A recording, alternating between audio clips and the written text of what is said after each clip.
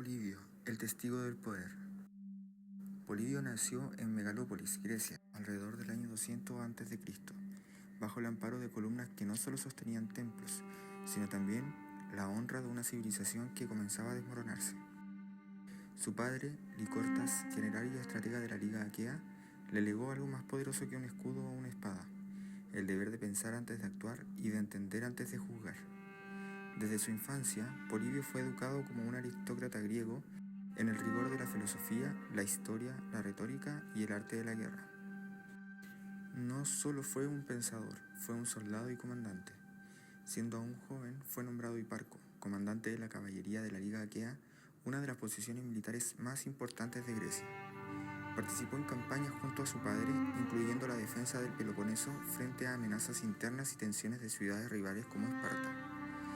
En una de ellas, durante la represión de una revuelta en Arcadia, Polibio dirigió tropas a campo abierto, destacándose no solo por su valentía, sino por su capacidad para mantener la disciplina en momentos de tensión. Como escribiría más tarde, no es la fortuna la que decide los asuntos humanos, sino la preparación y el juicio. Pero los dioses del destino tenían otros planes.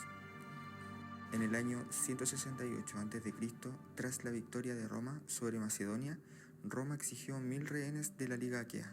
Polibio fue uno de ellos. Antes de partir, se despidió de su padre en una escena silenciosa y solemne. Licortas, firme como siempre, escondía la tristeza bajo la dignidad de un estratega, pero no pudo evitar mirar a su hijo como si fuera la última vez. Y lo fue.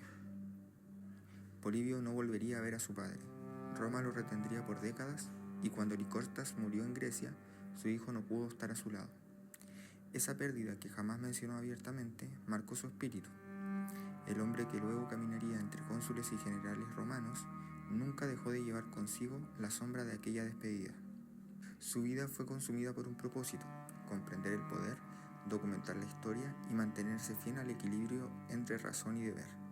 Como escribiría, el estudio de la historia no es para entretenerse, sino para instruirse. El alma se hace fuerte con el ejemplo.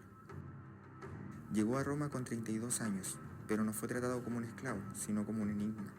Su inteligencia, su templanza y su visión llamaron la atención de una familia romana distinta a todas, los Escipiones. Fue entonces cuando su destino se entrelazó con el de Escipión Emiliano. Polibio se convirtió en su tutor, mentor y amigo. Acompañó al joven general no solo en sus años de formación, sino también en sus campañas más decisivas.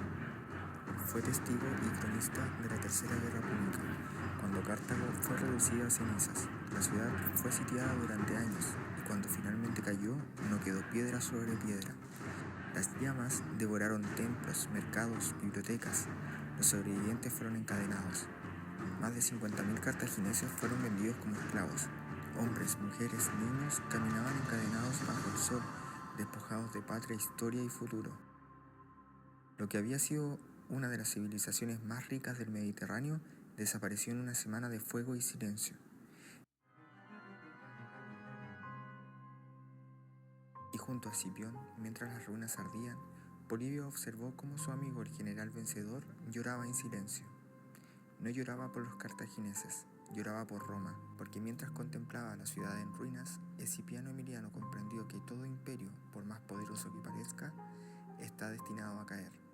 La grandeza también es efímera, y ese instante, eterno en su fragilidad, quedó grabado en las páginas de Polibio. Todo lo que nace, crece y muere. Lo mismo ocurre con los imperios. También presenció la destrucción de Corinto, en su amada Grecia, y aunque no pudo salvar a su patria, usó su influencia para proteger ciudadanos griegos, templos y obras de arte.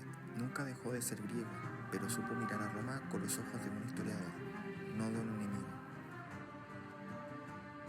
De su experiencia nació su gran obra, Historias, de 40 libros, de los que hoy sobreviven solo 5 completos. Allí no solo narró los eventos entre el 264 y el 146 a.C., sino que explicó por qué Roma había dominado el mundo.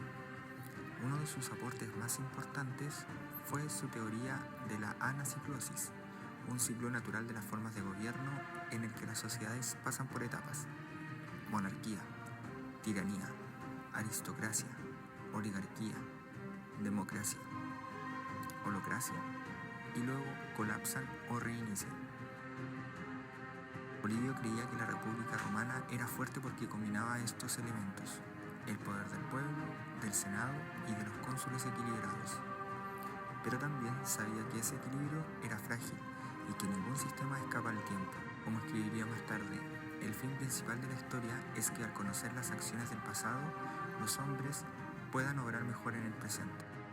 Polibio murió hacia el 118 a.C., probablemente en Grecia, sin descendencia conocida, sin monumentos a su nombre, pero con una obra que sobreviviría a imperios. Fue leído por Maquiavelo, que admiraba su análisis del poder. Inspiró a Montesquieu, que vio en su teoría política la base del equilibrio entre poderes. Incluso los padres fundadores de los Estados Unidos consultaron sus ideas al construir su república. Polibio fue más que un historiador, fue un testigo lúcido del ascenso del poder más grande de su época y un puente entre dos mundos. Un griego que entendió a Roma, un rehén que escribió la historia de sus captores, un estratega que sobrevivió a los imperios no con la espada, sino con la memoria. Un hombre que supo ver más allá de su tiempo.